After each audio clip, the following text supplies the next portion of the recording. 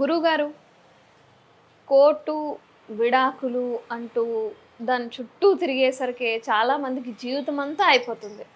పాపం ఎంతో ఇష్టంగా ముచ్చట పడి పెళ్లి చేసుకుంటారు. కానీ ఏదో ఒక సమస్యొచ్చి విడాకులు దాకా వెళ్ళి, ఆ తర్వాత కోర్టుల చుట్టూ తిరగాల్సిన పరిస్థితి ఈ కాలంలో ఎక్కువగా వస్తుంది. మనం చూసుకున్నట్లయితే చాలా ఎగ్జాంపుల్స్ ఉన్నాయి. సినీ పరిశ్రమలోనే మనం చాలా మందిని చూస్తూ ఉంటాం. పేర్లు చెప్పకూడదు గానీ పెద్ద పెద్ద వాళ్ళు. ఎంతో పెద్ద పెద్ద పంతుల్ని పిలిపించి మంచి మంచి ముహూర్తాలు పెట్టుకొని అంత ఘనంగా పెళ్లి చేసుకున్నా కూడా చివరికి విడాకుల దగ్గరికే వస్తుంది. ఎందుకిలా జరుగుతుంది?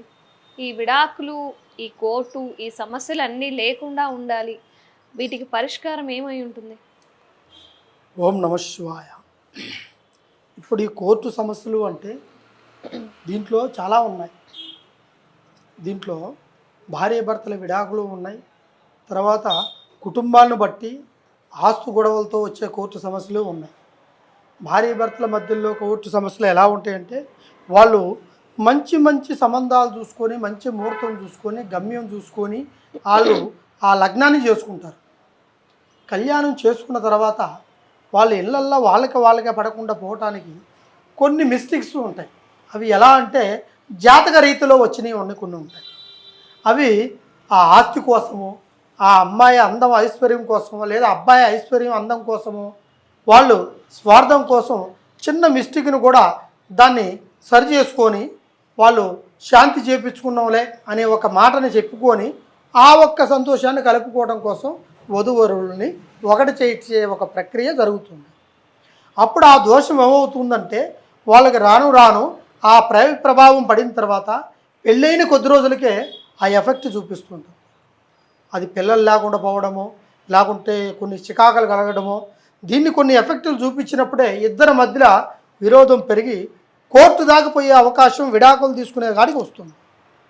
మరి ఇంత మంచిగా ఉంది, ఆస్తి గొడవ లేదు, ఆస్తులు ఉన్నాయి, అంతస్తులు ఉన్నాయి, తినడానికి తిండి, కట్టుకుంటానికి బట్ట, ఉండడానికి ఇల్లు, ప్రతి ఒక్కటి ఉంటుంది. జలసా చేసుకుంటానికి చేతి నిండా డబ్బు.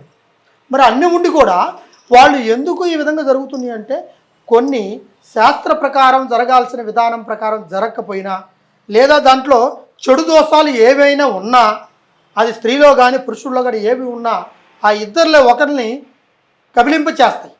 అది కదిలింపు చేసినప్పుడే ఈ యొక్క ప్రభావం వాళ్ళకి రానున్న రోజుల్లో పడి, దానివల్ల ఇంట్లో గొడవలు పడుకొని చికాకులయ్యి విడాకులకి దూరం అయిపోతారు. ఈ విడాకులే కాకుండా కొంతమంది అక్రమ సంబంధాలు కూడా కొన్ని మీద పెట్టుకొని కుటుంబంలో ఆ సంసారాన్ని నాశనం చేసుకొని విడాకులు దాకపోయేదానికి కొంతమంది ఉన్నారు.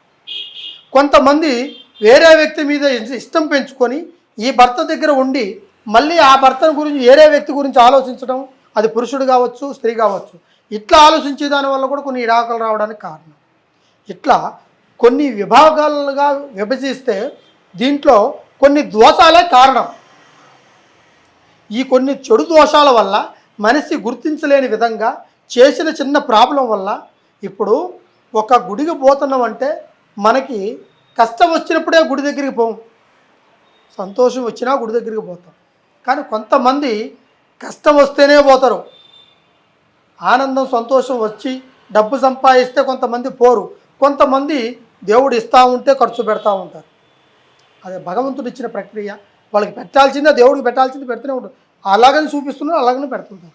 కానీ ఇందులో కొంతమంది ఎందుకు పెట్టాలి, వాడికి అవతల వాడికి ఎందుకు పెట్టాలి, ఇది మనమే తీసుకోవాలి, దీన్ని తీసుకోవాలంటే ఇలా భార్యాభర్తల్లో విడాకులు కలిగితేనే అది మనకు సొంతం అవుతుంది అనుకొని ఒక ఆలోచన పెట్టుకొని కోర్టు వరకు పోయే ఒక సంకల్పమైన దోష బలాలు కూడా వీళ్ళకి కంపల్సరిగా జరుగుతుంటాయి.